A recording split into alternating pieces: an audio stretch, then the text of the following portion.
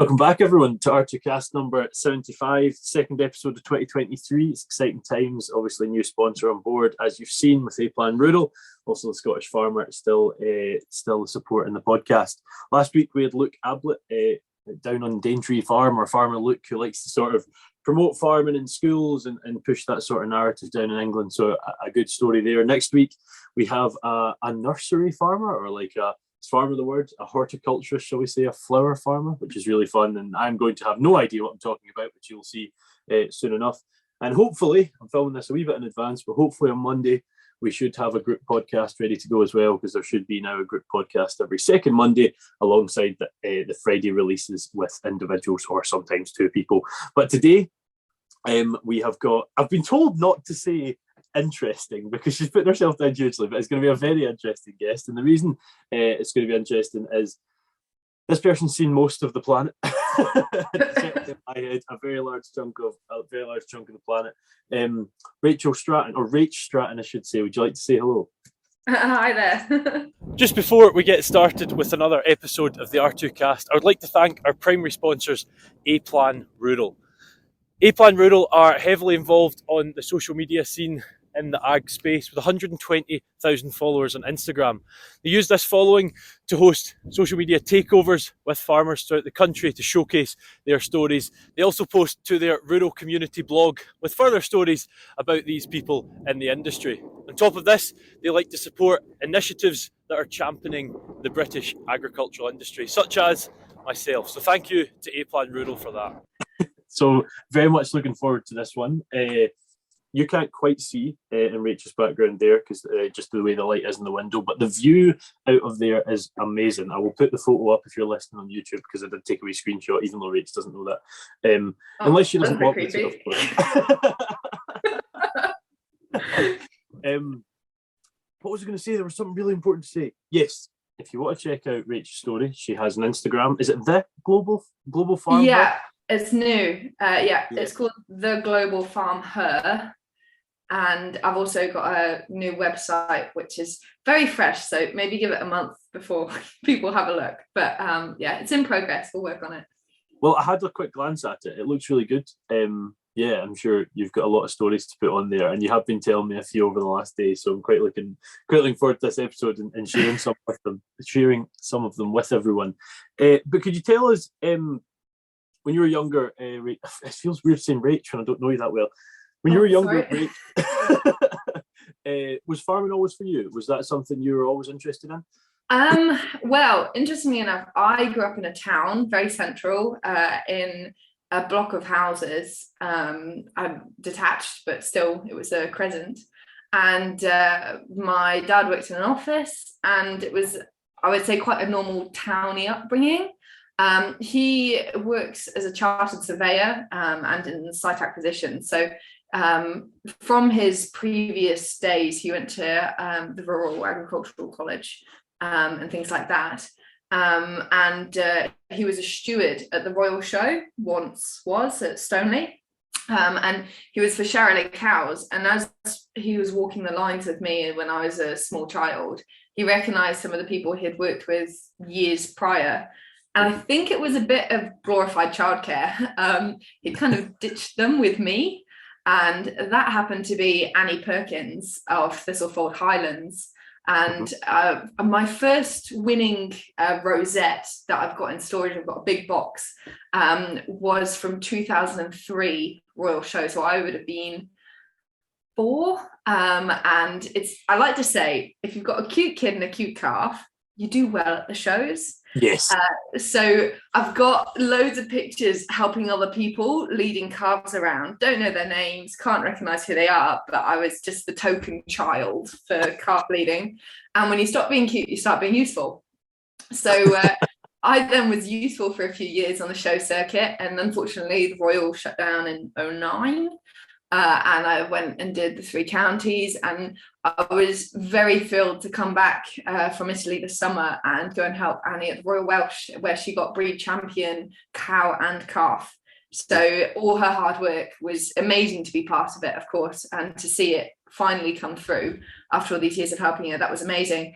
But unfortunately, Annie lived quite far away, so I was struggling to get out there. It was trying to get someone to drive me. It was tough. So my next farm that I kind of really got involved in was not so far from the town, and I was in a trumpet lesson. This is a bizarre story, but yeah, long-winded. I have a feeling there's going to be some bizarre stories in this. I have a feeling that's going to be... Yeah, I go off on a tangent. I'm known for it.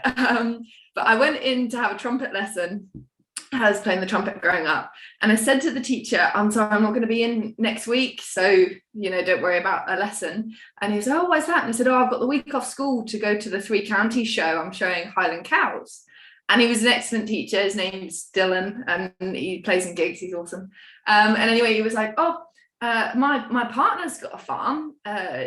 Interesting you say that. And I was like, oh, really? I'd love to get involved. And it turns out that it was only 10 minutes from this town that I grew up in. So I went to go and help out in lambing. And I've got some fantastic memories. That with Diana Hadley of Meat Matters Farm Shop. And I used to cycle there to go work on the farm. And if it was dark, she'd phone with the bike and the Land Rover and drop me home. Or I'd have to cycle back home. And I got paid in meat from the farm shop, which I'd then sell to the neighbours in the town. And that would get me a bit of cash. So that was awesome.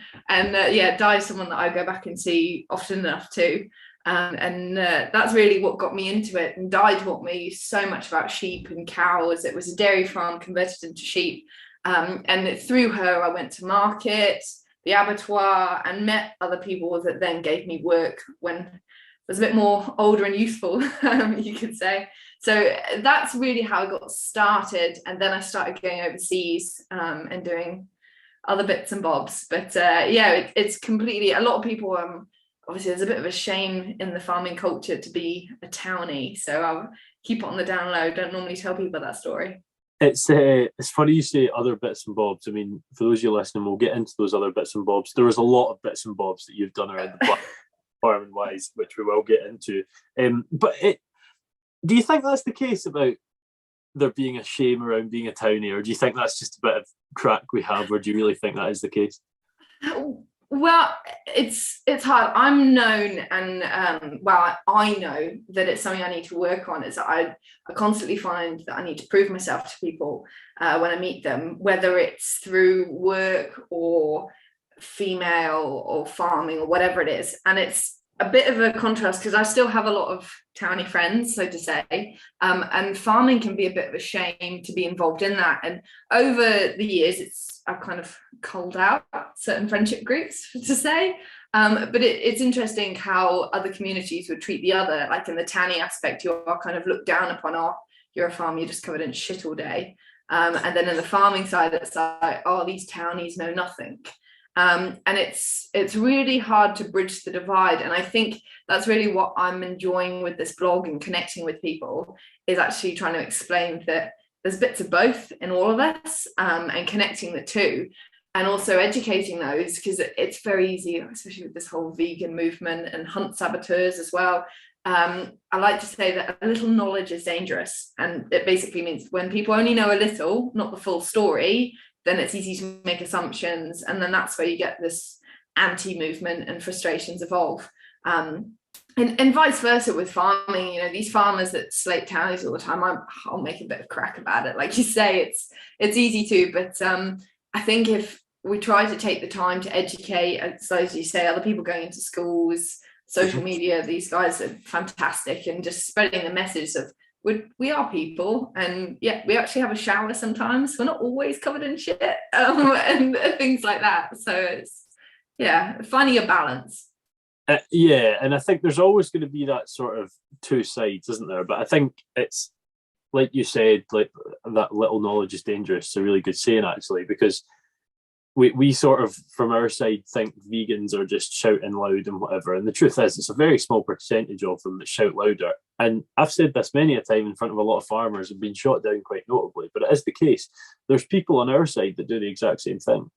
The sort of shouting louder than they really have to, somewhat making a fool of themselves in some ways. But it shouldn't be I don't like the word townie. Like, it shouldn't be a divide. It should just be... Yeah.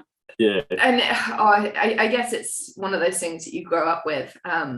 and it's just English sayings. And it's, to be fair, it's the same in New Zealand, but in every country I've been to, there is still a divide.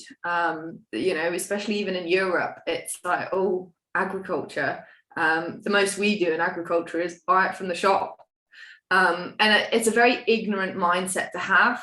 And I think that the next 5 years even is going to be really interesting with food, where it comes from and how we get it.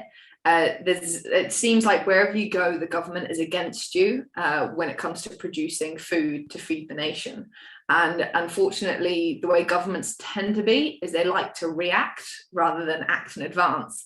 And soon there's gonna, I hope, but soon there's going to be a twist in, I'm not quite sure on the word of it, but there's going to be a twist in how we think about farmers.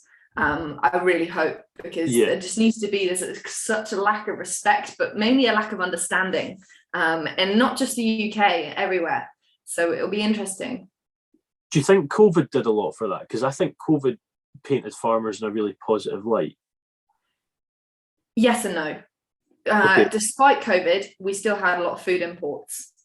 And yes, it gave people a lot more time at home to kind of go, oh, where can we buy our food? We've got time to sit down and think about things a lot more. So we'll start shopping locally. Since COVID, have people kept going to the farm shops? A percentage have, but a lot of people have reverted back to the supermarkets. It's a tricky one. It's one of those things that will come up and go down. I think COVID was positive for farmers, we can say that, but in the same aspect, no farmers got furloughed. And if a farmer had COVID, they still had to milk their cows, they still had to get up. And I don't think many people understand that even now. So it's, tricky. No, good point. So you moved from being, as you said, the cute child until you had to be useful, and you found yourself doing a lambing. Were you hitched after that lambing, or? Sorry, what did you say? Were you hitched in farming by the time you'd done that lambing, or were you already there? I think I was 12, and I was hitched. Oh, right, okay. I was hitched in the Highland cows at that point. It was the highlight of my year going to do these shows, and I got school or something like that, and I was actually bullied a bit for my love of cows. It was the days of MSN, and people would come up and ask me about my cows, and I'd be so thrilled that people were interested, and I knew all the bloodlines. And then a girl, I'll never forget this, it was an all-girls grammar school, so I like to call it AKA Bitch Training Academy, but that was just that. And a girl came up to me and she was like, Rachel, this is what they're saying about you online. Obviously it was a photo of the computer, because we didn't have phone messaging so much then, it cost too much. I remember then being distraught because these people seemed genuinely interested, but then they were just going and laughing about it. And the thing I remember being most upset on is they hadn't even remembered what I told them, and they were getting the bloodlines mixed up. I was like, it's wrong anyway. So I was hooked, and I was very defensive of farmers from then on, I think, and this didn't help this rural kind of city divide that in my mind. And then when I got the opportunity to go lambing, it was just absolutely fantastic, because Di, being the person she is, it doesn't matter how small you are, big, she's got lots of vet students, so she's brilliant now, not so much then, but it was a case of we just get on and do the job. And if something needs help lambing, you get your hands in there and you pull it out. And she was absolutely brilliant there was none of this stereotypes. It didn't matter that I was a kid from a town, you get stuck in and thrown into it. And even introducing me to people, it was, oh yeah, this is Rach. There was none of the she's a kid and for sure, it's separation. So she was fantastic for even my confidence at that age. And she remains a very good friend of mine, as does Dylan.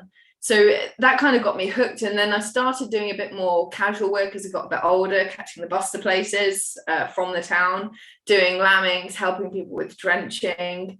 And in the UK, I remember helping out someone at shearing time. And we were sat around a table having a cup of tea, as you do in the mornings. It's quite obviously relaxed. Go around, have a cup of tea with someone. And I said, I would actually, next time we're shearing, I'd really like to have a go. And the old farmer we were at said, "You can't cheer, you're a girl." And I just went, okay. And I didn't say anything at the time. I just banked it in my head. And then when I went to New Zealand, I had it in my mind that I have to learn how to shear a sheep. That is the goal. And interestingly enough, I maybe did 9 days shearing in the 2 years that I was there. But it was just enough to then get me work when I needed it in the UK. So yeah, there's a few things I like. I really like to be challenged. I get a bit of a kick out of it, and not necessarily even addressing it at the time, but just thinking about it and going, okay, that's the next thing on the list, and we'll have a crack at it after that. So it's such an archaic opinion, but it was one that obviously pushed you on to learn it. Yeah, I mean, I've got so many stories like it, of where, and funnily enough, it was used for me but against me at the time. When I was at school, I had a brilliant teacher who almost parented me in many aspects, and I was desperate to leave the Spitz Training Academy, applied to 15 different sixth forms, and she sat me down, and I was sat down, she was stood up, and in front of 30 people she told me that I would never get the grades to go anywhere, because I'd never be good enough, and I'd be begging to be let into the school again. And I remember being so angry at her at the time, and we left the classroom, people going, "You okay? That was awful." But it kick-started me to then study, so I got A's in my GCSEs, and actually without her I wouldn't have done as well. So it was one of those where she knew what she was doing at the time. I thought she was just a bitch, but it worked out well for me in the long term. I mean, I think you're giving her a lot of credit there, where she probably doesn't deserve it, but back in the wrong. Looking back over the 5 years, she was actually brilliant to me, and that's why it was such a shock as well, because she'd been one of those that would take me aside and go, "Come on, let's sort you out here." So for that public embarrassment, I was livid at her, but I needed that anger to then end up, and I have seen her since. Actually, I went back and said hi, and she was brilliant. I don't think she realizes what she did for me, but it was she deserves all the credit she gave. So right, okay. It's quite. That's a really positive take on that experience. In fairness, I could see myself taking that the other way, but maybe I'm just a bit of a cynic. But no, I try to take. It's one of those things in life where people are like, "You can't regret anything," and I like to change that and go, "You can't regret anything as long as you learn from it." Yes, so any negative experience, as long as you learn from it, it's a positive, because you've learned a lesson. And there's been some horrendous stuff happen, but I've learned from it. So I hope that, if it doesn't happen, I'd hope it wouldn't happen again. But if it does, I can at least change the outcome later on. So we try to. It doesn't always work out that way. I need a bit of time. It's been a few years since I left school, but it's true though what you say. Like, I don't think I totally agree with that. You shouldn't have no regrets, and I'm of the opinion I'm not going to regret something, but I'm going to make sure it was better next time. It's kind of like I've spoke a few times, just taking a bit of a jump at the minute, but almost moving into sort of mental health side. There's this sort of idea it's okay to not be okay. And I back that to the point that yes, but also with the intention of trying to find that okay. Yeah. You know what I mean? Like, I don't like the idea of normalizing eternally not being okay, because that's a problem. Yeah, no, the mental health, I think it's almost been a bit too heavily mentioned, and I might get a bit of backlash for this, but it's still a fairly new thing, so we're all trying to figure it out, and I have complete respect for that. And yeah, we all have down days, and it's about accepting that. But if you're in a long term of negativity, then you need something to break that, and just saying, "Oh, it's okay, it's not going to help you get out of that rut."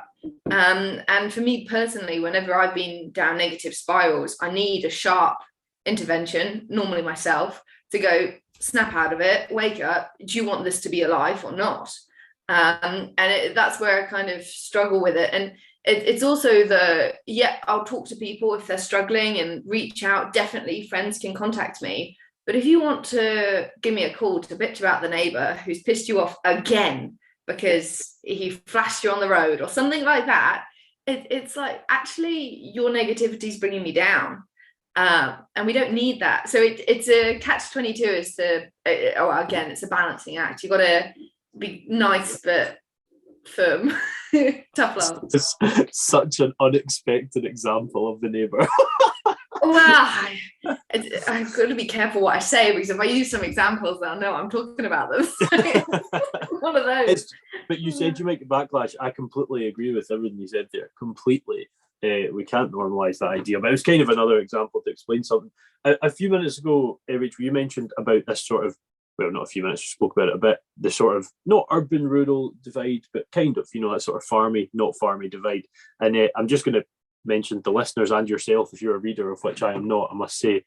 We had Anna Jones on Let's Really Test My Ability to Remember What Number podcast. I believe episode number 30, Anna Jones came on to talk about the book she just released, which is called Divide, funnily enough. And it's purely about that sort of rural-urban divide. And it's something to do with the lack of mobility between the two in the sector. I'm really trying to... It's 48 episodes. You're doing well. Carry on. I would just like to quickly interrupt the show for a minute to give you some extra information on our primary sponsors, A-Plan Rural. A-Plan offer bespoke cover for farms and estates the UK over, and will give you tailored insurance for anything on the farm, from your old workhorse tractor that's been around 20 years or a fancy new and exciting diversification. But you should check that out if you want to sort of look at someone that's really researched into it, someone who's from a farm, who's worked in journalism, who's worked for the BBC, who's basically done both sides completely. It's quite a cool comparison. But yeah, that was a bit of a side plug. And I'm going to go back and check now, and it's probably not going to be episode 30, but I'm 99% sure it is. You can edit. You're good at it. Well, you've just got to try and pretend, haven't you, that you're good at it. You mentioned New Zealand. Yeah. You've been to a few places, right? Let's well, you don't have to name them all if you can't, but where has farming taken you, and why? I think this is also important to mention. So a lot of folk want to travel, but find themselves, whatever reason, not to. I guess you could probably put myself in that bracket, but I have a pretty good reason at the minute. But there's a lot of reasons not to. But why did you just decide, I'm going to go somewhere and I'm going to see what happens? Well, I guess I'll try the quick version that I wrote to you on a huge paragraph. Was I knew that I wanted to travel and see places and learn. I think that's the massive thing. I love to learn.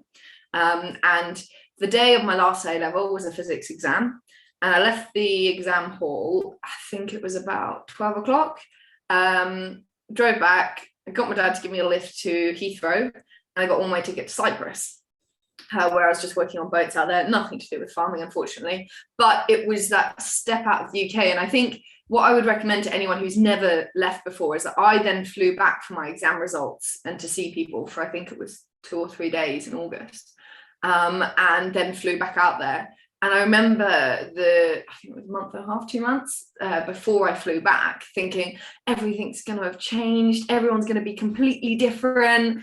And you get back and everything is literally the same.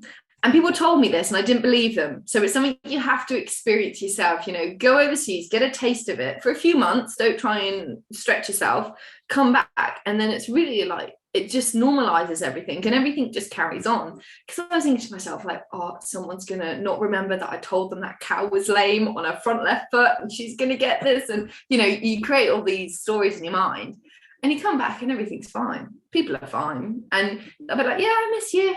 Cool. See you when you see you. And that was a really good learning step for me, especially when I came back to the UK and I went into ag sales, did lots of bits and bobs, worked with horse yards, and was kind of like, right, I got a taste of it with Cyprus and I wanted to have a go again. So in February, I flew out to New Zealand, got a job on a dairy farm out there. And this is another tangent, but it's a funny story. You meant to prove how much, I don't recommend this, by the way, but you meant to prove how much you've got in your bank account that you can fly back to the UK. And I think I had 200 quid at the time. And I got there and I spent £150 worth, which is like $300 on towels and soaps and everything I had packed. And I didn't have a car with this job, so I had to borrow one. And I think I'd been there for 3 or 4 days. And it was a Chinese-owned farm. And it was one of many there. And the thing that really bugged me is that nobody on the farm, there would have been 14 workers, except the farm manager, had ever worked on another farm. So all they knew was that. And we had 20-something cows in the penicillin herd. So you'd milk the main lot, then these cows would come in. They killed 9 cows on my second day for vets to research, purely because they weren't producing enough. And this doesn't happen everywhere. This is a small minority of farms, and it doesn't happen now. The cooperatives changed. Thank goodness I went out there again this year. And I remember my third day, I'd woken up at 4 a.m, and I wanted to take on as many hours because obviously I had no money. And I also bought a bit of food with that. I wasn't completely stupid. Anyway, sorry. I was worried people were going to be like, this girl's an idiot. And I just remember it was like my 4th day, and they didn't treat the cows very well. They didn't know what they were doing. That was the biggest thing, is that these people had no perspective because they'd never been anywhere else. It was a Friday, and the boss comes in, and he's in the office, and I finished the milking, and he goes, "Oh, so what do you think? Do you like it here?" And my words were, "What kind of shit show are you running here?" Like, there was mastitis in all the milk filters and all sorts. And that was the main third. And I just remember he was like, well, I was like, "This is my notice. I do not want to be associated with a place like this." And I just remember leaving that meeting, and he had to get a motorbike back to the house. And I remember like driving this motorbike being like, "You got £50 to your name. You don't know a soul in this country. You're a fucking idiot. You are." Like, and I was just like, how am I going to get myself out of this? And I had a 2-week work period. And that's where I just started like flooding everywhere with ads. "This is what I can do. Please help," whatever, like, I'll work for nothing as long as I get free accommodation and food, just think, right, how can I get myself out of there? And soon enough, the manager said to me, "So your replacements arrived," because they were just picking anyone off effectively. "Your replacements arrived, so he's going to have to stay on the sofa until you've moved out, so you can just leave." And I was just like, what? Okay. And it was only 9 days where some amazing people, Dairy Vets as their company, picked me up, and I stayed in their sleep out and rode horses for free accommodation. And then what worked out fantastically was someone else replied to my ad, and it was Vanessa Wiley. And she said, "Yeah, you can roll wool for us." And eventually she sold me her van by me working for them. So I'd worked to pay off the van and then stayed. And it was, I don't know how the universe works, but it was literally like next door roads to where I was staying. And these were completely random people. They'd never met that answered my ads. So Vanessa could pick me up before I had this van to take me to work, which was just amazing how that landed. And that was just one of the examples of how New Zealand was amazing. So, sorry, a tangent. Left New Zealand after about 2 years because my boyfriend at the time's dad got terminal cancer, and he was also English. So we flew back to the UK. And I went back into sales thinking that's a good idea. And we ended up staying for a bit longer, and didn't work out between us. And I had this sales job, and the truth is I was miserable. It was fun for a few months. I liked that challenge, but it was just not for me. And it actually took me, I went to go and visit some friends in France. And this is another stupid thing. I took the Friday and the Monday off, so that it would be effectively a long weekend, but I wouldn't have too much time away from work. I'd still be in the office that week. And it was just ridiculous. And I ended up with COVID from that, of course. And having that perspective of, okay, so I can't go back into the office because I'm infectious. And this was before you could do tests at home as well. And then I had a seizure in my flat. And they were like, yeah. And then the doctor said, "We're sending an ambulance around," because they came around and described it on the phone. And they said, "Oh, we're going to get a doctor to call you back." And obviously 111 was flooded. So I got a call back 8 hours later after I'd had a big sleep. And I hadn't eaten for a week or drank water. I was just spewing it up. And they rang me back, and I'd had my first big sleep and a huge meal, first time I'd eaten. I felt so much better. And the worst thing was, and this is an awful thing to say, but everyone that was going into hospital at the time was dying. So I just thought, I do not want to go there. Like, it's just, I feel so much better now. And I said, "Please turn it around, send it to somebody else. I'm going to see how we go." And I had the local GP calling me every morning and evening to check I was still conscious, I think. Yeah, so that was COVID. And then after that, I was like, right, I'm going to move back to where I'm from, see how it goes. Went there, left this job, got back spoke to some friends, was tractor driving in the beginning. I was like, oh, it's not really for me. I need to get with some stock. put an ad out, and I used photos from New Zealand, and it went crazy because people were like, oh, let's get this girl, she looks cool. And I had 54 jobs to choose from. And then a few of these were like shearing gigs, and I was like, oh, that sounds like a bit of me. So I got one, and that didn't work out. So I went to Marie Preble, who's just done a world record this year. She's amazing. And she and Mike Salton from Cumbria were the two that really basically made me believe in myself and my abilities. Like, I was a bit down, I hadn't been in farming for 6 months, dipped in and out.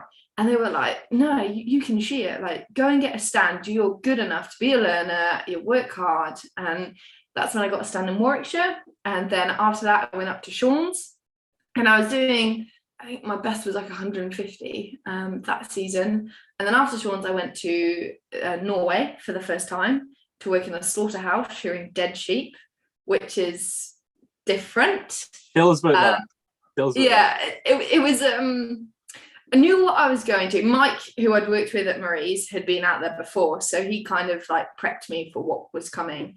And most of us, I guess, listening to this would have been to an abattoir, so we know what happens, at least on the outside. Just to give you a little bit of background about me going to an abattoir, I went as a student and I fainted. On the ground, completely out. I can understand that. And the funny place is that where this abattoir is set up is that you have to walk through like the cow line and then the pig line and then get to the sheep. So you're literally, and like these cows, and like cows are big. They're big when they're alive. They're the same size as they're dead, and they're like hung from the ceiling. And then I remember there's this corner, and it was the same with the pigs. They would like swing around the corner. And if you were walking at the wrong time, you'd get taken out by these cows. And I was given like this green hard hat to wear as like the sheep section. And I remember like you're literally just like this walking through, dodging cows and dead pigs to then get to the sheep. There was 6, and it is really frustrating because there used to be, and in some places you shear the sheep live. The reason why they shear them whilst they're dead isn't because the wool's overly valuable. It is more valuable than the UK, but it's actually the skins. They don't have so much barbed wire out here, and the sheep are kept on the hill, on the mountain during the summer or inside during the winter. So it's actually the leather that's very valuable. Norwegian leather is like basically what goes into Gucci and all the designer brands because of the quality of the skin. It's not got rips in it or things like that. So we were shearing it basically for the skins, and then when the skins are then processed, because there's less wool, there's less chemicals needed to kind of get the remainder off, something like that. So that was why we were doing it. And there were 6 shearers. I was doing we would call the crutch, of where like it literally clear the back legs and around the tail.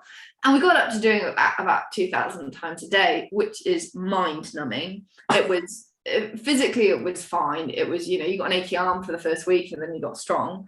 But I listened to audiobooks all day. Okay. So it was fun. And I actually almost enjoyed it because I would just learn every day. And once you get over the fact that they're dead, that's the wrong way of saying it. Once you accept it,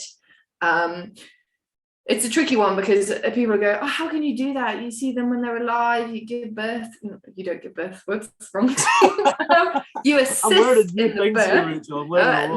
I haven't got to that stage of my life, so no, not me. It's one of those, and I guess the way that I like it is that none of the animals were in pain. And interesting enough, when they're what we call the fjøs, when they're in the bits that they're dropped off and kind of like the holding pens, they're not scared.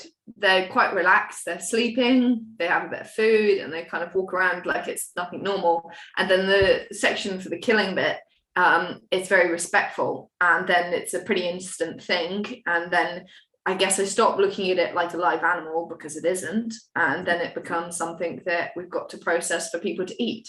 And it was actually quite interesting being part of that process. It's not something I'd do again, but I've done it. The pay was quite good because no one wants to do it, and they get a lot of foreign workers in because Norwegians don't want to do it. How soon after slaughter is that happening? I take it right. It's not rigor mortis kicked in or anything like that. Like, they're still. Oh no! So I can draw a diagram, but basically, like, to describe it, you've got the fjøs, then this small conveyor belt, which basically traps their feet in so that they're not able to jump anywhere. Their necks cut, and then they go up into the air around a corner, which is probably only 10 meters long. And then there's an electric stimulation bar, which was behind me from where I was shearing.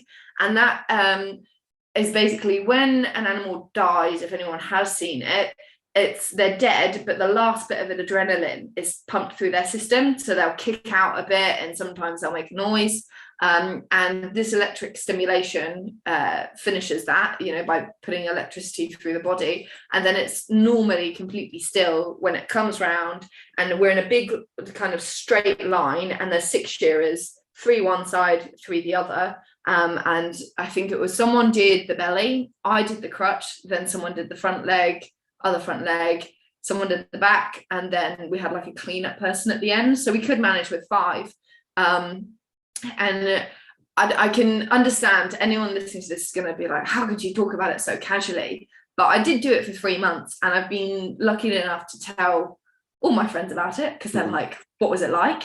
And it's something that, as I say, to be part of a respectful process like that was no problem. But one thing I will mention as well is that I did a lot of home kills in New Zealand and a few other places. And the one thing that I do like about home kills is I obviously got lots of practice. It's how I fed my dogs in New Zealand, is that I can end a sheep's life within 5 seconds with a knife, which sounds horrendously brutal. However, they're in their field, it's home, they're not being transported to anywhere, it's not stressful, and it's, dare I say it, like an incredibly peaceful process to then process the meat on the farm that it's from, when a lot of the time these animals are never on trucks until it's their last journey. So there's a lot of things, and I know a lot of people, even farmers, have said to me, I could never kill my own animals on the farm, unless they're in pain, because it's just something that in the UK we don't see and we're not involved in. Things like that, I almost prefer it for the meat that I have, definitely. I am one of the people that couldn't, but I back what you're saying. I think that, when we consider, for example, venison to, say, lamb, the big change is the fact that deer are just living their life, and then they're not, and you're saying, like, people ask how can you talk about that so casually. I think it's very important we know where our food comes from, first off, especially if we're eating meat. But the discussion we had, I did this as part of a behaviour and welfare class I did in my master's, is the question, is death a harm? And now personally I don't think it is, but if death isn't a harm, and if we can agree on that, if we can't, that's fine, but if it isn't, then surely the quicker that happens without having to be taken to a random place, the better. And I mean, one thing I will add is that before I went to New Zealand, I agreed with you. I was thinking I could never do that. That's something I could never do unless it's in pain. I could never justify it. However, for the sake of feeding my dogs and also feeding myself, I know I could name the fields that sheep had been in. Yeah, for sure. When we talk about food miles, when you can be like, from where it was born to my plate, it's 4 miles, or even 2, it completely changes the board game, actually. And the other thing is, it's very much normalized in New Zealand, and that's not a cruelty thing at all. It's just when kids grow up, it's like, oh, the freezer's empty, so let's go and fill the freezer. Like, if people would go to the supermarket, it's just a different process. And it did take me a while to get my head around, and I think that benefited me going to Norway to do this shearing dead sheep, was that I already had that kind of perspective. Interesting one, definitely. But I mean, after Norway, I went back to the UK to do a lambing, and then, crikey, I have to think about this now. After that, I was here for spring. I went back to Norway to do the spring shearing. So we shear sheep, live sheep, twice a year. Once when they come off the mountain. So that's kind of in the autumn time, just finished that now. And then again in the spring, pre-lambing. So they're big, heavy. And when I say they're big, it's like the average ewe that I would shear is 100 kilo plus.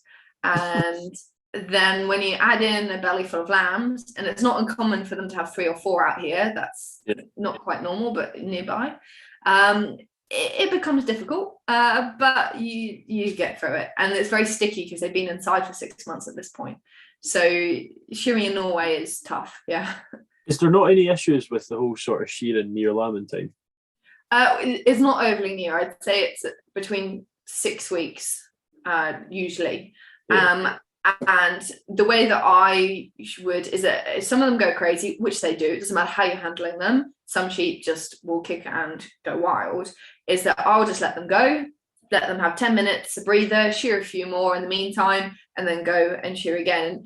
Dare I say, especially in the beginning, this was happening, 4 or 5 times, maybe more in a run a day. it was happening often. But I think as well, the farmers really appreciated that, because I was a beginner shearer when I started shearing on farms, and out here especially, it's normal. I was told when I was shearing in the UK, starting out, you'll need 3 years before you ever shear in Norway, before you're ever good enough.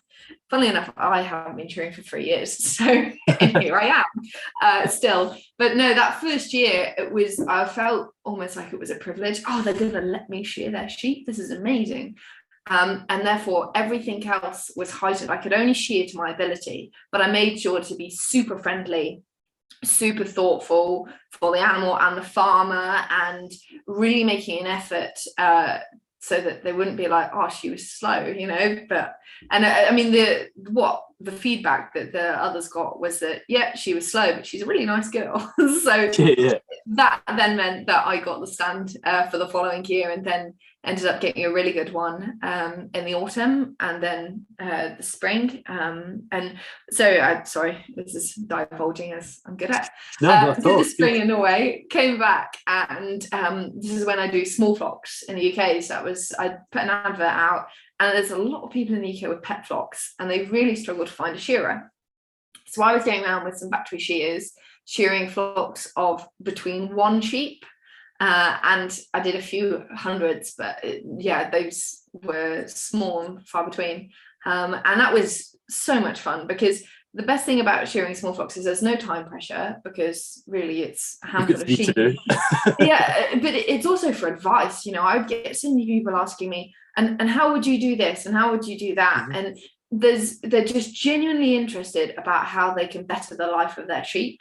And I mean, there were a few times where I had to pull people aside and go, your sheep are obese, this is a problem, let's work out how we're going to address this. And I've made some fantastic friends from them that I go and stay with now if I'm in that area, and I actually cover pretty much the whole of the UK going around shearing these pet sheep. And now this last year was so full on, because I had so many customers, there was actually a bit of a time push to do it. But that's been great fun. Then that summer, I went to Scotland and worked with Barney Neil McIntyre, who's a legend in himself. You're Scottish. Barney loves his whiskey, so you'll know that's about Barney. I do apologise to sort of go away from the Scottish stereotype, but I cannot stand whiskey. Really? It hurts so much. Why don't you drink something? Are you putting on this accent? I'm actually Spanish. This is false. Makes so much sense now. I mean, I've never seen a Spanish with such a fantastic beard, but Spanish. There must be some out there, surely. But thank you for the compliment, very kind.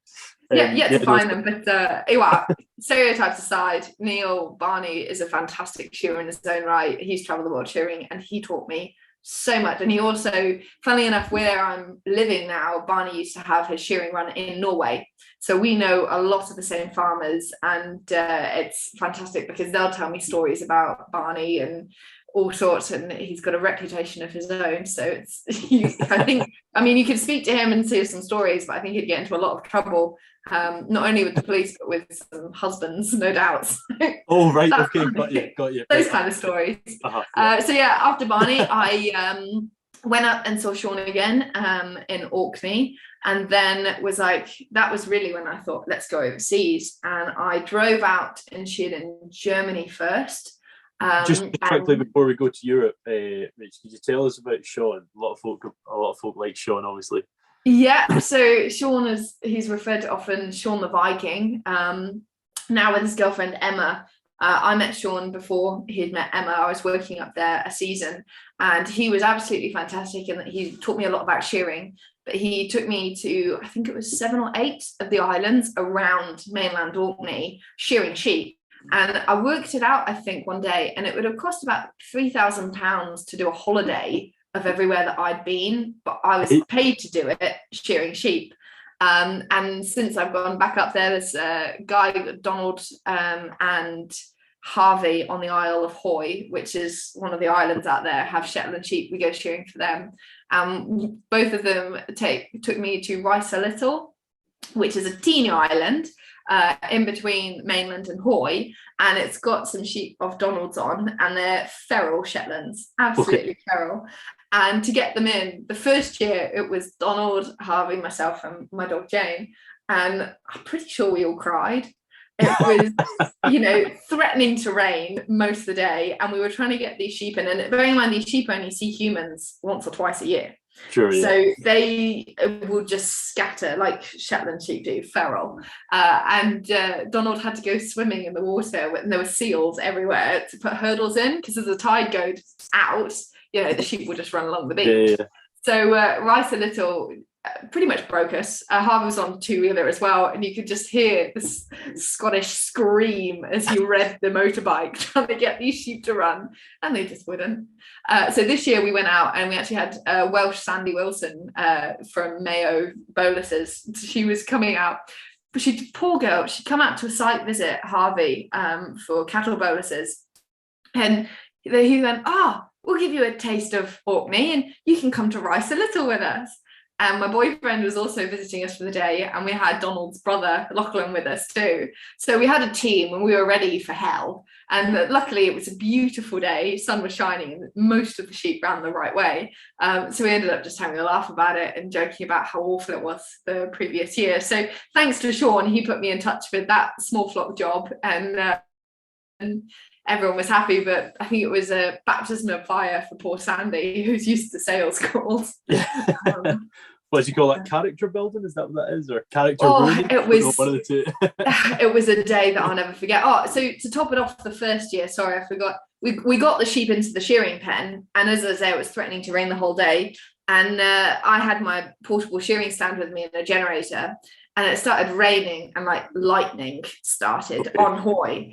And my metal shearing stand in the air was the only piece of metal around.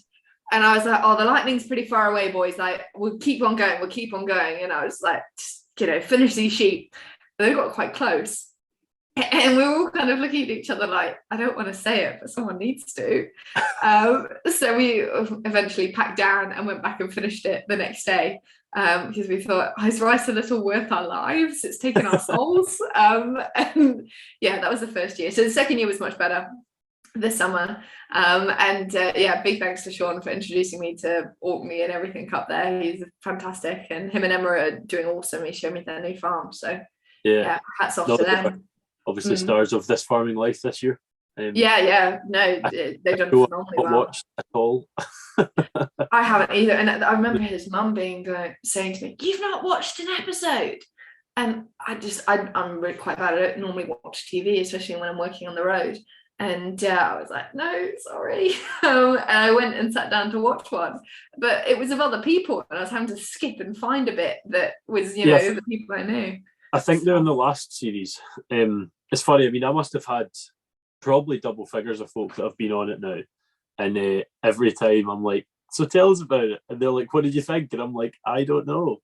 I feel like it's so far now. I've got to catch up. And I'm like, I can't afford. I'll enjoy it that way. So sorry, Germany, Rach. You're in Germany now.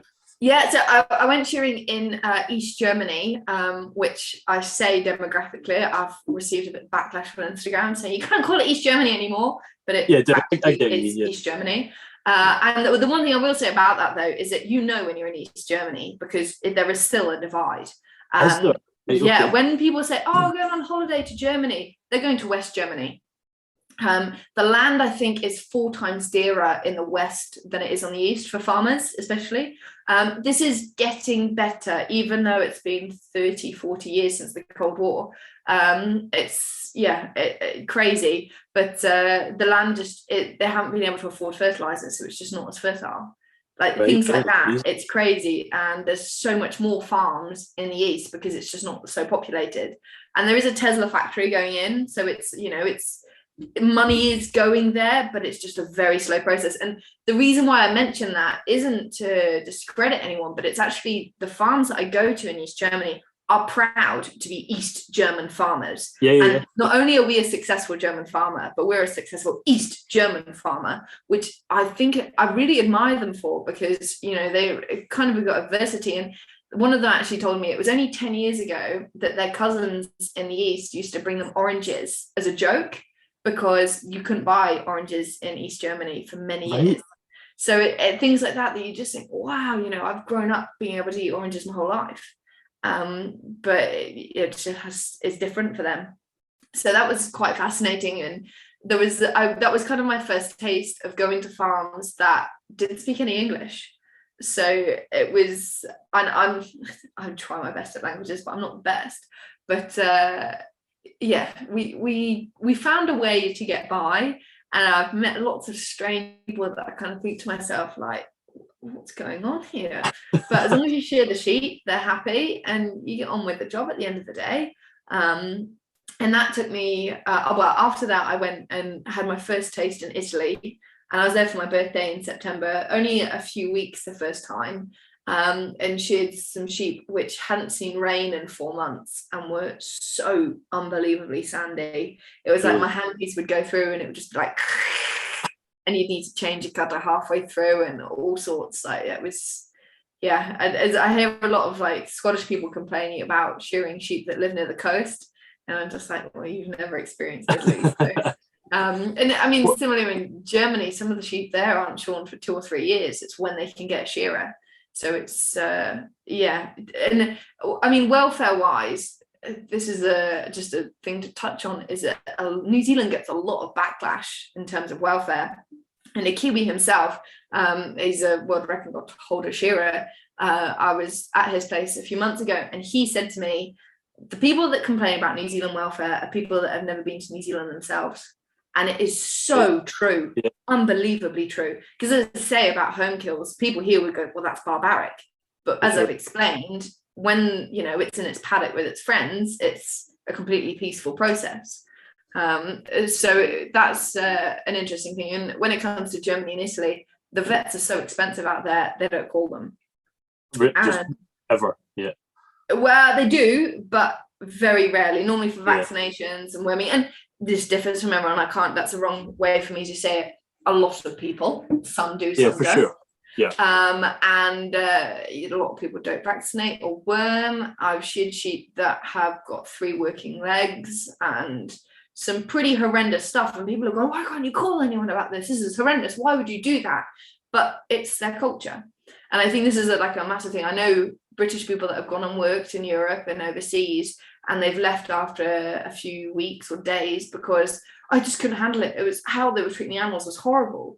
But to them, that's how they've always been. And it's awareness and carefully wording questions to people is my only way of combating it. And saying things like, right, how come you still got her? And, you've got to be super careful, because I'm not going on there as a farm advisor. I'm going on there as a sheep shearer. And especially when it's not me organising the run, I'm, effectively representing somebody else. So I've got to be even more careful. And in terms of welfare, I think that instead of slagging off New Zealand, we actually need to be we're more worried about things closer to home. Because when people go on holiday, they never go to a real farm, in Europe. You go to an open farm where everything's happy and we keep all the weathers. So it's like... That's what's quite worrying about that, though, is that's EU. That's like, you're not in the EU at the minute, are you? Norway's what, EAA or something like that? It's selected. It's not EU though, is it? It's no. But New Zealand sort of had that that name ever since they get rid of subsidy, haven't they? Where they sort of basically just went hyper efficiency, and the idea is the opposite welfare wise. And I've never really sort of accepted that on the basis of what you just said. I've never seen it. Well, the way that and again, this isn't true for everyone, but when we're talking about those hyper efficient farms on New Zealand that I worked on, in my experience, if an animal is in pain, instead of injecting it and taking it away from the flock, they're killed. Now, some people go, oh my goodness, that's horrible. That animal's in pain. And quite often, even in the UK, you can bring it inside. It's stressed to hell because it's away from its friends, and you're stabbing it every day with needles, and then it's going to die anyway. You know, tell me what's more cruel. So they don't see it like that because people can't think of it from others' perspectives in the same way, because often they haven't experienced it. As someone who's absolutely petrified of needles, I think I know my answer. Yeah, you know, so it's a tricky one to get your head around. But then the other thing about it is that because they're not often treated with all these antibiotics, when that animal's killed, the meat is used. You know, it's not put into a dead hole, and it's not, you know, just you pay someone to take it away for you. It's used to feed the working dogs. And you know, that's the other thing I like about it, is the small amount of waste in New Zealand farming. I really respect them for that. But yeah, it's a concerning thing. I mean, going whilst we're on the topic of welfare, Norway is again out of the EU, but you have to call the vet to use any antibiotics, which that's right. We would, oh my goodness, that's horrendous. But because of that, the amount of antibiotic resistance in this country is next to none. They're very tightly controlled. A lot of things that as a UK farmer, you'd be able to just say, oh, can you drop a bottle off or leave a bottle out for me? I'll come pick it up. You can't. Even with the vet's certificate, you cannot access it in this country. Which, as we're getting onto like resistance, you know, Norwegian farmers are laughing at the UK because, oh, you know, we've only got penicillin, a lot of them. However, common, though. That is common. It's got to be common here. There's no doubt in my mind that's on its way. I mean, even like we're starting to see it with the likes of like Spectam and stuff like that being banned for the conventional farmer. It's got to be vet prescribed, all that sort of thing. Like it will be coming, and it's been a long time coming. Well, they've almost gone too far, and the reason my boyfriend was trying to explain to me is that they've got to keep the vets in work. So to scan your cattle, you have to have a vet, which frustrates me. Right.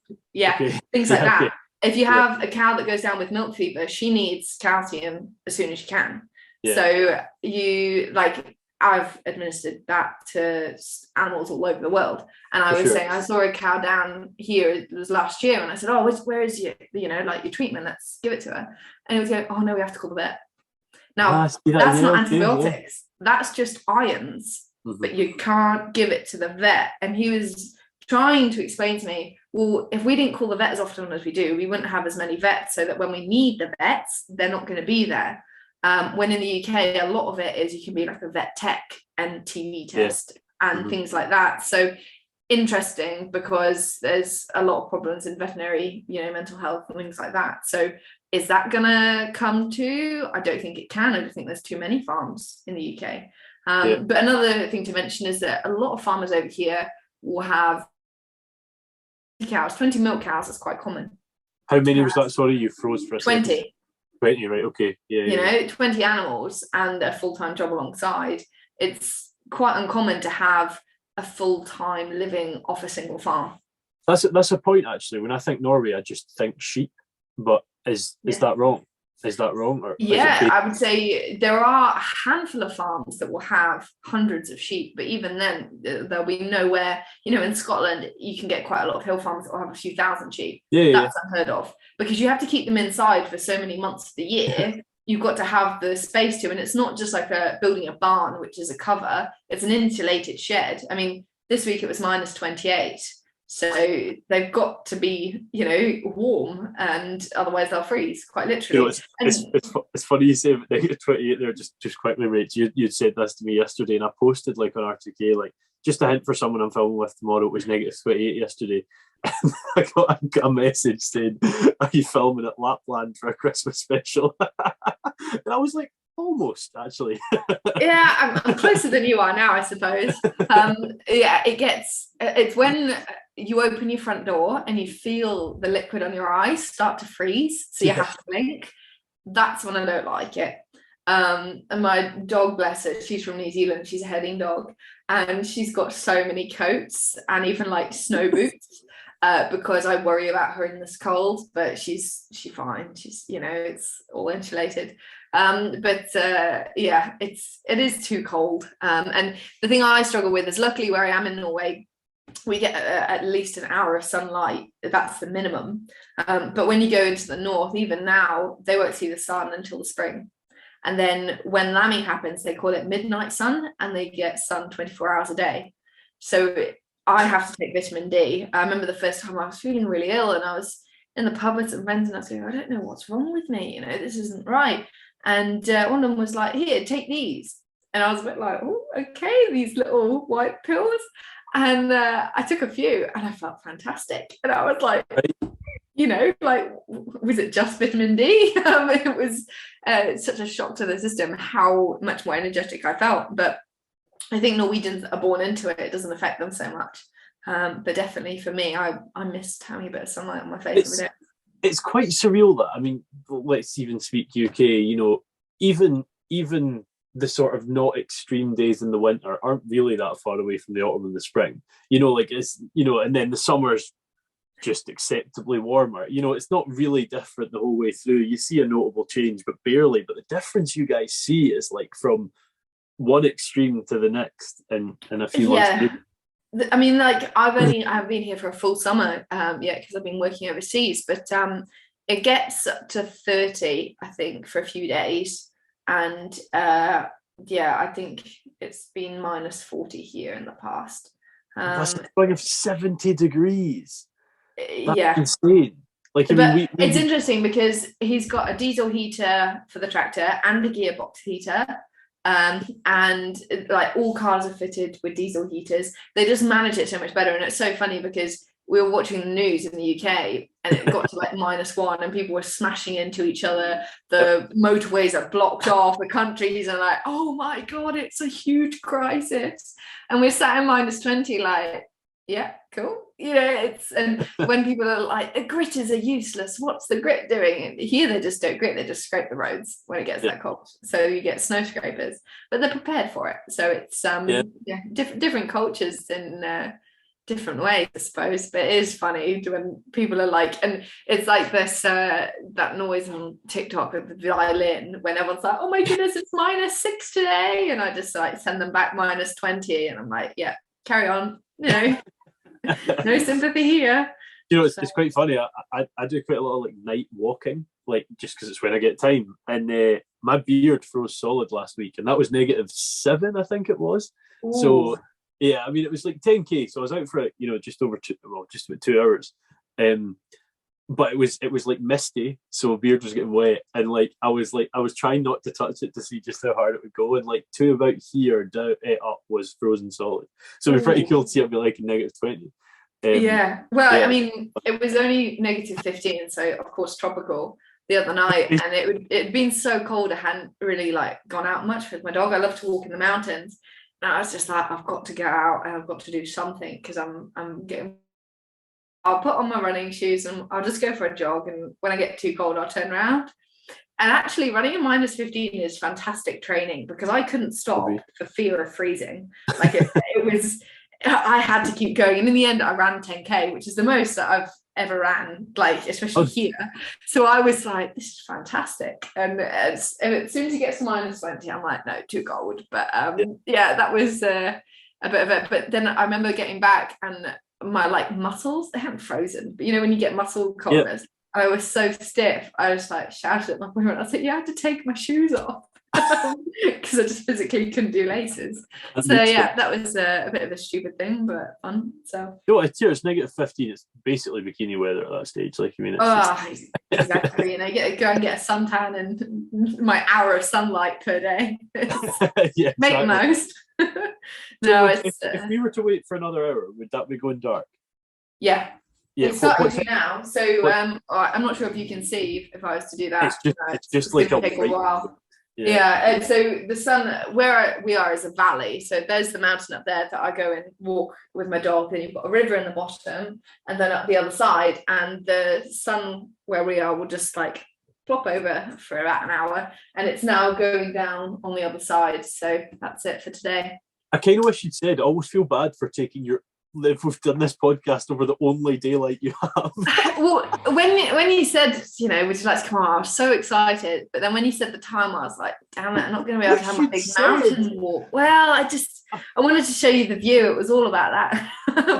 I didn't want to go too early on a Sunday. I didn't want, in fairness, I didn't want to miss the World Cup final either. I was trying to get in the middle. Of course, priorities. You got to think about that and check. No, it's okay. I've got a head torch. Yeah, well, the other thing I've got to now is that I've got these special, they're like, I don't really know how to describe them, but they're basically like wide aluminium that you put your boots into, and they're effectively like walking on snow sleds, but like mini ones, because the snow is so deep on the mountains now. I just like fall through and you're literally swimming in snow. So I've now got to use them to be able to walk, and my dog has to bounce everywhere. So that's how we get our exercise in every day. So it's Jane sounds like a trooper. She sounds like a trooper. Yeah, she's asleep by the fire now, living the dream effectively. But no, she's, well, as I say, 20 countries down now, and she's got, on my Snapchat, my friends laugh, it's called the Jane Trap, and basically I can't speak the same language as a lot of people, but somehow Jane will understand good dog in every language and then immediately gravitate to them. And she just makes best friends. And I now get comments like, when people are organising to get their sheep sheared, instead of, oh, Rachel, when are you coming to shear the sheep? I'll get a text saying, hello, when is Jane coming to visit us? Like, they don't care about me. They just want to see her. And I work with another clipper down here. He's Scottish. He's awesome. And he's like, that fucking dog, because he'll have gone to a farm and they'll go, oh, can the dog come next time? Can the girl that has that dog come? Because she's got such a name for herself. And a lot of farms, because the dogs are only really used for like 2 months of the year, bringing the sheep off the mountains over here, they won't have the dogs in a sheep shed because they just go crazy, you know, for those 6 months inside. But she's used to it. So she'll just come in wherever I'm shearing, get her spot and stay in it the whole day. And she's just trained, I guess. So the farmers are normally quite shocked by that. And then I'll be shearing and I'll look up and she won't be there. And I'll panic and be like, you know, she's causing problems. And the farmers will be like, no, she helps. And they'll have just taken her with them to push the next lot of sheep to me. And I have completely not noticed, but she's quite good with hand actions. And similarly, my boyfriend's got many dairy cows and a few beef. And he was trying to separate the cows and calves, but you need to bring them inside for the handling system. And these 2 calves wouldn't come in. And he gave them a couple of days and he was like, they'll come in. I'm sure they'll just follow the others soon and they'll have to come in. And they were just playing hard to get and didn't come in. I can't remember what I was doing. I was busy and he had my dog. And he was like, oh, I'll just try, because he knew that she works cows. And I got this text like completely randomly going, I love your dog. And like, because he doesn't know any commands, he's never worked with dogs before, he'd just used hand signals and she'd help bring these calves up from the bottom paddock. So I was just like, oh, so she's allowed to stay. Yeah, I've accepted. That's Jane. But yeah, no, she's wicked. She's worked in the Italian Alps now, on beaches, obviously rice a little with that horrible day. And obviously New Zealand, where she's from, so she's pretty handy. So you mentioned 20 countries. Now, I don't think we've got time to have a story from all of them, because I think we've already been speaking for about an hour and a quarter. It really does fly by. Yeah, it flies by. No, we've basically started at dark and then finished at dark again. What other countries are in there? We've had Norway, New Zealand, Cyprus, Germany, Italy, UK. What else is in there? Is there 14? Something like that? Oh, crikey. If I'm honest, I have to get a list. A lot of them we've just driven through, so we haven't worked on all of them. Obviously, France is on there, and I class like England, Scotland, and Ireland as 3, just to bump up those numbers. 20 sounds a lot better than 17, like 18. So that's how we go. 18 is still a lot. I think I've done by that. If you count England, Scotland, Wales, I've done 5. Oh no, 6. I went to Northern Ireland I'm a big traveller. I mean, it's like 8 miles from home, but congratulations. Thank you. But it's interesting because a lot of people in New Zealand don't even own a passport because they're like, why would I go anywhere else when I haven't visited my whole country yet? So that's an interesting mindset to have. It's quite there's a positive mindset in there though, because I think there's quite a good thing to understand in your own nation. I mean, I've never been above Perth. Wow. Yeah, it's shocking. It's almost embarrassing. Someone preliminarily asked me to do a speech, like a guest speaking in Shetland last week, and I'm very excited if it goes ahead to go and see Shetland. But yeah, it's embarrassing actually how few. But sorry, yeah, other places you've been. Apologies. No, I mean, it's. I guess I didn't really realise it at the time, but my small flocks have taken me to pretty much every corner of England, and a lot of places in Wales and also Scotland. So I've been quite lucky with that in the case of traveling. But I guess I really love to learn about people and their hardships. Like going back to East Germany and Europe, Austria, Italy, they really struggle with wolves. So they've got guardian dogs. And it's interesting because obviously we have a lot of dog attacks in the UK, and people are going, oh, I've got, and there's 2 sheep dead to this dog attack. And it really reminds me of when a pack of wolves have gone through a flock in Italy. It looks the same. And do we bring guardian dogs to the UK? It's a huge thing, and some people have asked me about it. And finally, it was a funny story about guardian dogs. Is we were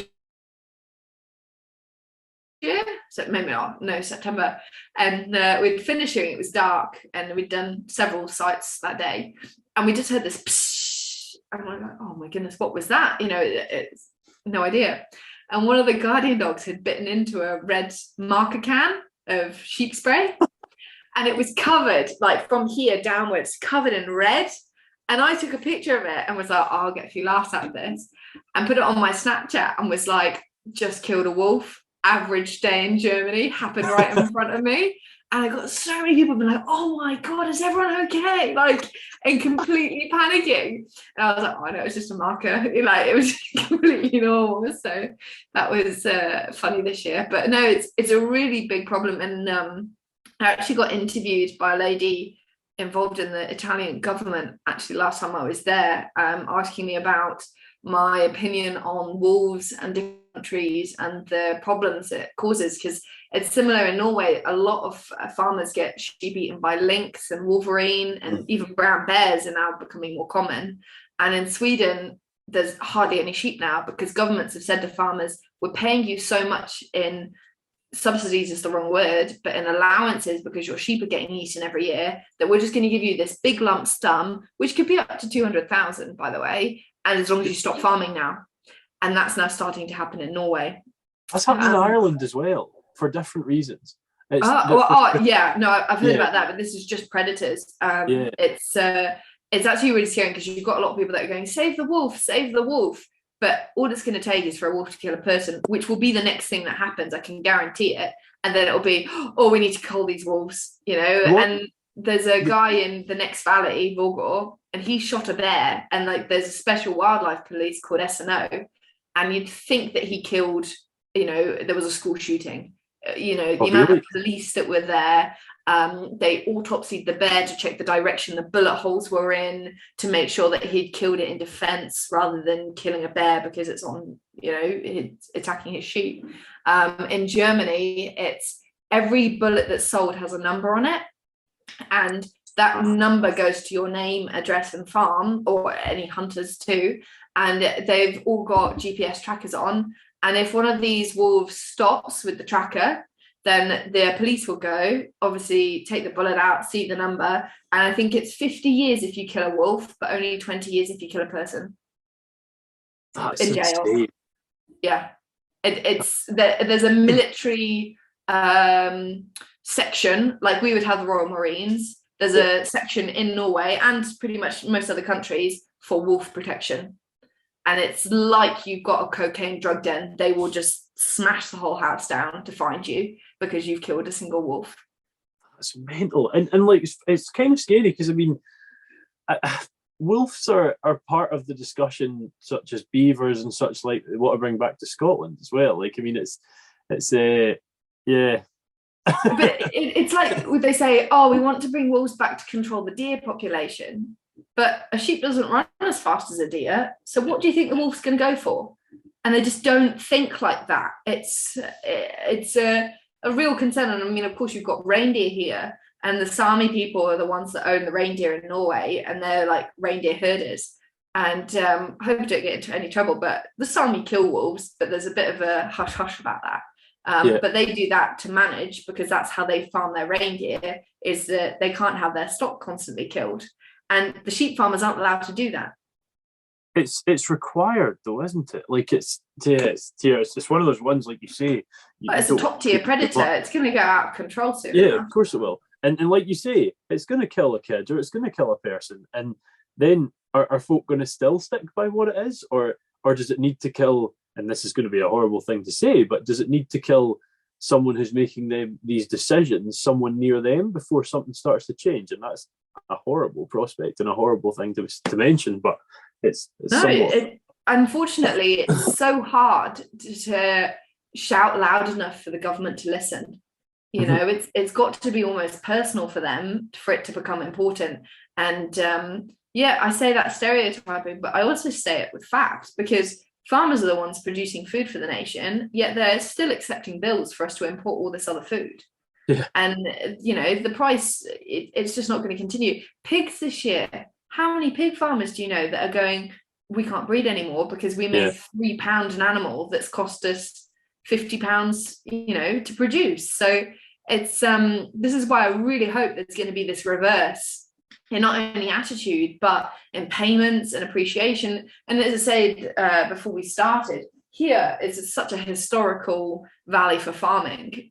It was a very dense farmers area. And once upon a time, if you were a farmer in this valley, you were top of the tier. I mean, on this farm, we've got the old courthouse, and it's got even a jail, it's cool history, things like that. But they were earning so much money that they could afford to also be the judge of the area, because they were a big farm, and everybody else looked up to them. And it's almost like how you would look up to bankers in an economic sense now, you know, they've got a lot of money.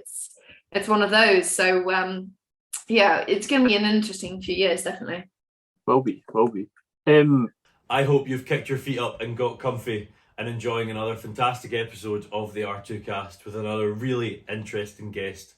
I would just like to quickly take another second to plug the sponsors of the show today, the Scottish Farmer, and I would strongly advise you to go out and pick one up this week and see even more of the fantastic people that are in our industry. The only question, I've actually got a million questions, but I always feel like I could sit and do these podcasts for 8 hours, but I feel like people wouldn't listen for 8 hours. The question I have is, you've shorn in a lot of different countries. What is the difference in breeds you see across countries?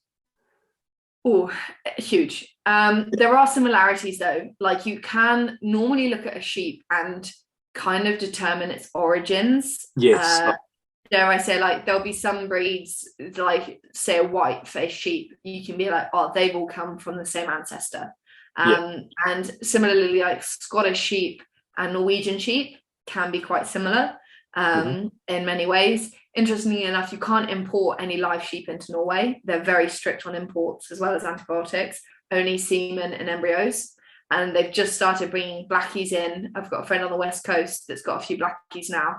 And they're becoming a bit more popular as like a strong hill breed. Right. And the main breed over here is in NKS, which is Norwegian White, which is like a combination breed. There is Cheviot and Texel in there, along with a lot of Norwegian breeds. So that's, you say, sorry, NKS? Yeah, so that's whenever I'm writing to farmers, what type of sheep do you have? A lot of them will just go NKS, which is short for Norsk Fit. It's Norwegian White. Yeah. So it's like a way of, I guess, like we would just say like a Texel. Right, got it. Yeah. Just shortening it. And then you've also got Spelsau, which are big Shetlands, I'd like to say. Okay. Vilsau, which are called wild sheep. They're more similar in Shetlands to size. There's also in Germany these German Scuder sheep, which are my favorite sheep to shear it. They are absolute peelers. They're the size of lambs and they just ping. They're awesome. So you sent a few of them yesterday, didn't you? Is that the ones that are in the race? Yes, yeah, that was it. So those were German, but then the angriest breed of sheep, anyone that's sheared in Norway will go, oh, Norwegian sheep are the angriest. But there's a breed called a Deutsch Schwarzkopf, and they look like Hampshires. It stands German blackface. And I mean, like in Norway, you'll get some angry ones. Like 1 in 3 is bad, 1 in 5 is almost normal. But I've never sheared a German blackface that will sit still. And it doesn't matter what you do, they're bred crazy. They are absolutely mental, and they're huge. Hampshires, so they're pretty big.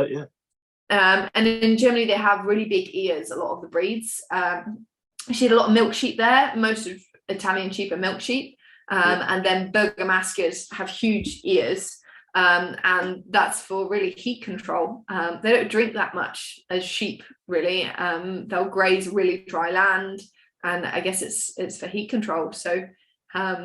It's interesting where I go and seeing all these different breeds, similar with cows. They're completely different in shape, size, meatiness, and also purpose. Like, it's interesting, a lot of Europe will hold on to these dual purpose breeds. That England, you've kind of focused on one or the other. So it's interesting to find out.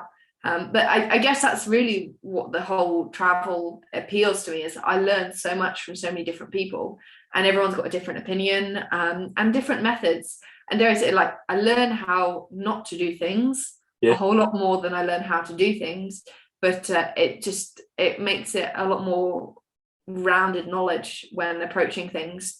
And also, like, hacks when an animal's sick. I learned in Cumbria, we had sheep break into a field with rhododendrons, and obviously that's very poisonous. Is this going to involve coffee by any chance? No, funnily enough, but none of them could walk, and they looked dead, and I had almost given up on them. I was like, this isn't good, and we jabbed them all, still wasn't looking good. And the old farm I was working with said, whisk an egg, put it into a Corona bottle because it's glass, and basically drench them with it, and 3 out of the 5 survived, because it's that raw shock of protein into their system. I'd heard about it in lambs to get them going. You mix it into the milk, but I'd never heard about giving a ewe a raw egg, and it gave them the energy, and they were getting better and back on the hill. What's the point of the Corona bottle?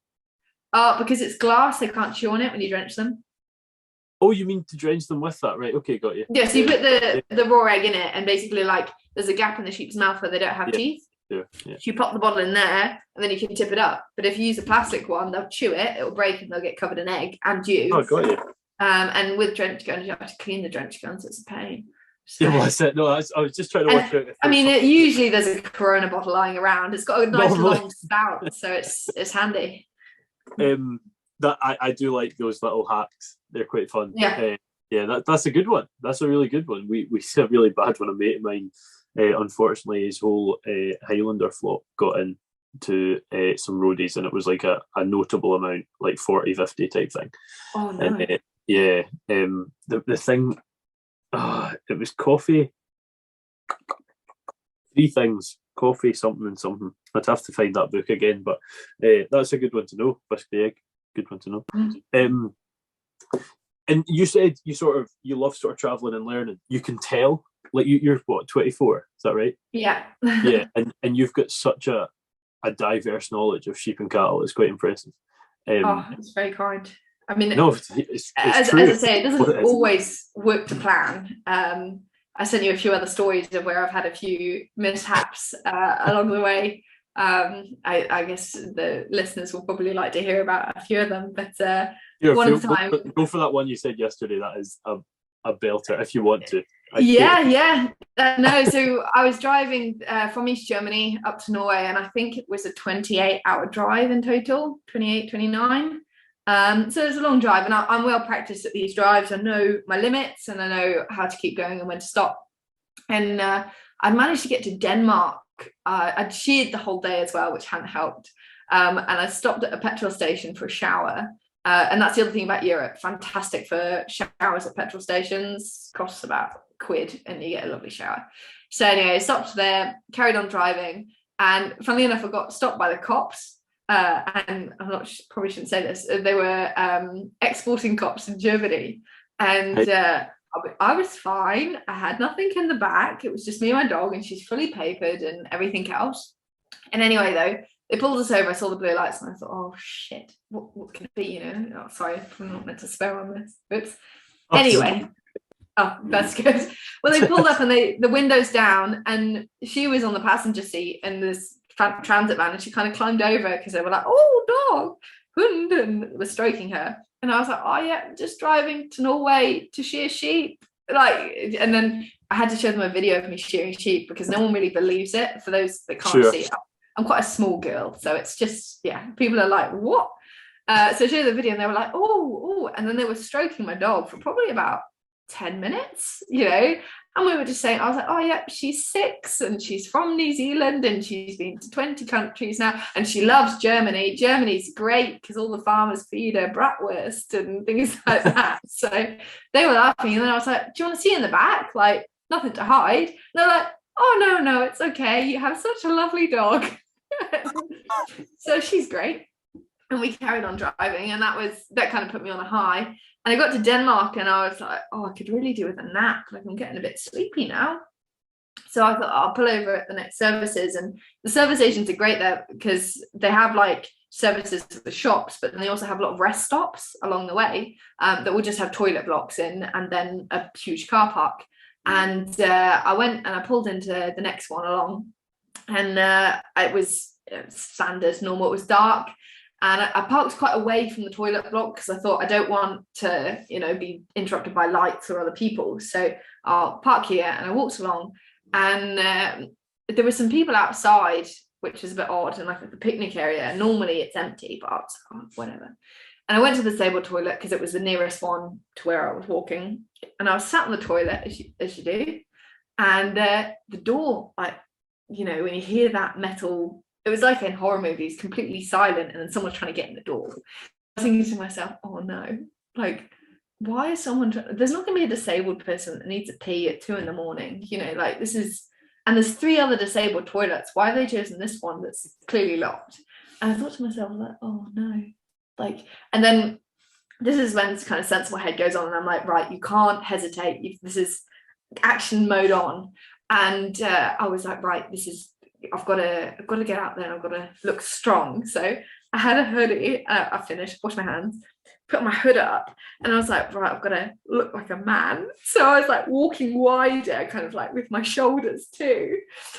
Open the door, and there were these 2 guys there, also with hoods on, and I was like, be tough, like in my mind, kind of like talking myself through it. I kind of like swagged through them and then walked past them, and then one of them started following me. And I was like, if I speed up now, he's going to run. So I'll just like continue looking like I've shit myself, probably just like walking back to the van in the dark. And I was like walking a weird way so that I was in the light at least, like, so I avoided the dark patch. And I got back to the van, straight away opened the door and called my dog out, because I was like, as usually if I've got a dog with me, people don't mess with me. I feel a bit safer. And I opened this door and I'm like, all right, Jane, all right, go, get inside. And this guy was like hanging around the back of my van, and then he left, and I was like, okay, is it safe? And then this car, the way that it was like a crescent. So you entered here, parked up, toilets over here, and then continued on. And this same car looped around probably about 6 times. And I was thinking to myself, like, shit, I can't stay here. You know, this is not a good place to stop for the night to get any sleep. So I called the police because I was like, come on, if there's another girl, maybe she's traveling, she's gonna, you know, this could be a problem. So I called the police, and like, oh, okay, where are you? You know, like, we'll send someone out. So I gave him the coordinates, and he was like, well, where you've stopped is a known car park in Denmark for people to go for company in the night. It was a dogging car park. It was like a known dogging car park, and those men were looking for a bit of company in the night, as the cops had said. And I was just there like, oh my god. And he was like, we'll send a patrol car out just to make sure everything's okay, but that's normal for there, like, it happens. And I put it on my Snapchat because I thought it was hilarious. I was like, only me would end up to try and sleep in the dogging car park of Denmark. And I said to the cop on the phone, I was like, There's no others like this, is there? Like, am I going to be okay? And he looked along the motorway along my route, and he was like, oh, the next one's fine. That's not expected there. You'll be all good. So I managed to, I was buzzing, so I carried on driving for a bit. So that was a joy, but it's a bit of a story, that, and people listening were probably wondering at the start why I was laughing, because it's not the nicest start to a story. But it's one of those where it was quite scary at the beginning. Yeah. It's I mean, there's been a few this year alone. I was in Italy, and we sleep in the vans in Italy. And I was working with a gang of men, very normal for shearing. And they decided to go for a party that night. It was 5 other guys in vans, each their own. And I was staying in this field. And in Italy, they have massive farms owned by the mafia, especially Toscana. And I was staying in the middle of this farm, and it was like a cornfield, big combine. And there was a little pond at the edge. So I was like, oh, it'll be nice and cool there. Park up. And I was brushing my teeth, completely alone in the middle of the night. And my dog, Jane, starts growling. And I'm like, what could it be? Like, literally in the middle of nowhere. And I'm like, what on earth? You know, is there a guy here? Does he know that I'm by myself? Because when you're staying with 5 men, you feel a bit, you know, like there's a team behind you. Yeah. But I was alone this night, and I was thinking, like, they're an hour away. I don't even know if I can call anyone. And she's like, it's a really low growl. And then she starts barking, and Jane doesn't bark. Like, she's probably barked 3 times this year. She's a heading dog. It's hunter waste bark, heading dogs do not. Yeah. And anyway, she started going mental, and I looked over and I saw this pair of green eyes, and it was a pig. And when I say it's a pig, it's not like Peppa Pig. It's like a wild boar that kill people in Italy. And I was just like halfway brushing my teeth, like, oh, and I had a bottle of water, obviously, to rinse my mouth out. I picked up this bottle and threw it at the pig. I was like, fuck you, you know, like as loud as I could. Like, what else do you do? Like, grabbed Jane by her, threw her into the van, and like both the front doors were open because I was getting stuff out for the night, and I had the back open because I was about to jump in and sleep. And I threw her in, and as I looked across, because out of the pond, 1 pig was there that was, you know, coming up to the van, and 8 pairs of green eyes came out and started running towards me. And like, I was thinking, they're going to kill me, they're going to kill my dog, they're going to wreck the van. And I just jumped in, slammed the door shut, and I was probably like hiding in there for about 5 minutes before I was brave enough to go out. And luckily they did just run past the van, and I just jumped out, shut all the doors, and then jumped back in. I was like, I don't want to get out there again. That was awful. But in New Zealand, my knife was given by an old shepherd. It's a pig hunting knife. It was actually one of my best friends that gave it to me, and the knife was this pig hunting knife, and I just have it in the back of the van as like a keepsake. And I actually got some tape and taped it to the door, and then went and bought some kitchen knives that I taped to every door in my van in case the pigs came back. So yeah, that was one of those. That's pretty scary. Like, when you know there's no one to help, and you're like, right, there's some pigs that are known to kill people here, boars that are known to kill people here, and they're aiming at me. Like, that's not nice. No, but it's one of those. And I mean, like, as I say, there's hundreds of these stories, and I hope that I can put them in the blog. And it's one of those of where, to get all the good ones, I have to go through some of the not so good ones, like car parks in Denmark or random fields. And there's all sorts. And I mean, like, New Zealand was amazing in so many ways, but there was twice of where I was completely broke in New Zealand.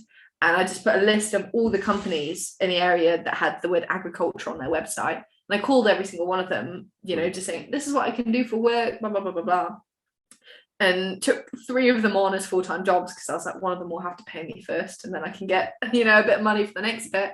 And I think if you show yourself that you're willing to work, and, you know, your mind is in the right place, then people will help you. And like, none of them knew I was broke.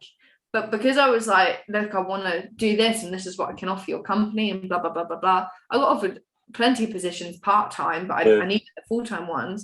And I think it's just, a lot of it is attitude. If you have the right attitude, people will want to help you succeed. And yeah, people also don't, but we don't worry about them. And I think that's like the massive thing about anywhere overseas. People in Italy hooked me up with so much work. Germany, well, everywhere, because they have seen that, you know, your mind is in the right place, so they want to help you onto the next step. And that was like in Germany, people were like, where do you want to go? I was like, oh, anywhere. So they got me a work in Austria, and I was showing in Austria. And that's my biggest advice to anyone, is that there's opportunities in everything and everyone. It's just finding them. Oh, that's good. That's really good. I like that. Do you know what's funny? You said you'd watch some of these, Rachel. There's 2 questions at the end. You've kind of just answered one, which is perfect. Okay. I don't know if you ever watched to the end of any, but first off, it's been, I mean, we only really touched base about 3 days ago or something like that. And this is probably the quickest I've ever arranged the podcast, but it's been brilliant. I've really enjoyed it. You're the type of person that you talk about being in the pub quite often. I'd love to sit down and just have a chat with all the stories. Maybe some of them maybe aren't for this podcast. I think it would be fair to say, given you say there's some worse than the ones you already said. So yeah, maybe. But I'd love a trip up to Arran. So definitely, we'll make it happen. Absolutely. I mean, I don't live on Arran anymore, but I am always up for a journey back home. Oh, sorry, I got mixed up. No. We still have the farm there. I've just moved away. So I'm not far away, but I'm just in. Well, do you know Dumfries? Don't know if you know. Yes, and Galloway. Yeah. So I worked just outside of Biggar. That's where Barney stays. So I lived with Barney for that time. Of course, yes. So you've driven past. Yeah. But yeah, there's 2 questions we ask at the end. You have just answered one of them, which is if you had tips for folk getting into farming, what would they be? But the second one, and this could be quite an interesting answer for someone like yourself, because it might have bumped that number 20 up to 3 figures, given the rate at which you've been travelling so far. Where do you see yourself in 5 years? Don't know the country. I like to say everything's in pencil until it's in pen. So physically where, don't know. But where, in terms of challenges, I'd like to still be meeting people, learning about different cultures, I think is really important. But in 5 years' time, I'd really like to see myself, but I'd like to see UK agriculture in a different perspective publicly from now on. And in terms of settling down and things like that, for me personally, is who knows. But in 5 years' time, I think for the UK is going to be hopefully a much better place for farmers. I think is what I'd like to end on. You're obviously sort of UK's home, but it seems like you're quite settled in Norway at the minute. I know you're obviously travelling around, but do you see Norway? Well, when people ask where do I live, I say Norway, because I'm here for 7 months of the year usually. However, I'm going to Canada in February, so that's and I'm doing the classic one-way ticket. We'll see how it goes. So in 5 years' time, I don't know is the answer. I could be not quite anywhere, but yeah, who knows? Probably not Russia, but hopefully in 5 years it will be a bit safer. Yeah, it's for now. In February, the answer will be different, and we'll see from then on. I've yet to hear a bad word about Canada to travel. Yeah, I'm really looking forward to it. The original plan was Canada before COVID, but then when COVID happened, it shut down, and I just had to come to Norway because it was the only place that would let me in. Yeah, God, it's a good thing now. I was going to say this has worked out. But I think that's another thing just to touch on though is just adapting to everything. Everything's in pencil until it's in pen. Not only countries, but like almost week to week, it's like, what should we do this week? And where should we work? And I'm so lucky and grateful to all my friends all over. Like I'm driving back through Germany and I know that there'll be work for me. And if I haven't got it through my friends, they'll have found it for me with other people. And it's having this whole mindset. And I'm so lucky because I'm not so good at necessarily shouting my own praises and abilities in terms of agriculture. But then I'll have other people that will say, oh, you need a tractor driver. Yeah, she'll come and do it, you know, and yeah, she'll be fine. When I'd be like, oh yeah, you know, and okay.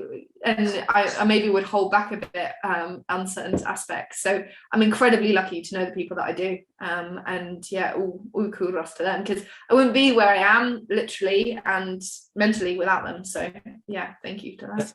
I think you're right about saying that you maybe don't, I can't remember the exact word you said there, but maybe credit yourself enough, because yeah, you are in a lucky position to have met these people, but you've went out and done that and you've went out and proved yourself. So give yourself credit in that sense. And you clearly are trusted in everything that you do because you've done it in so many places. Oh. Yeah, give yourself a bit more credit. I feel like I'm very bad for giving myself no credit, but it sounds like you are too. So try and take more credit for what you clearly do. It's one of those where it's easy to say I'm very lucky because I was in the right place at the right time and I saw the right opportunity.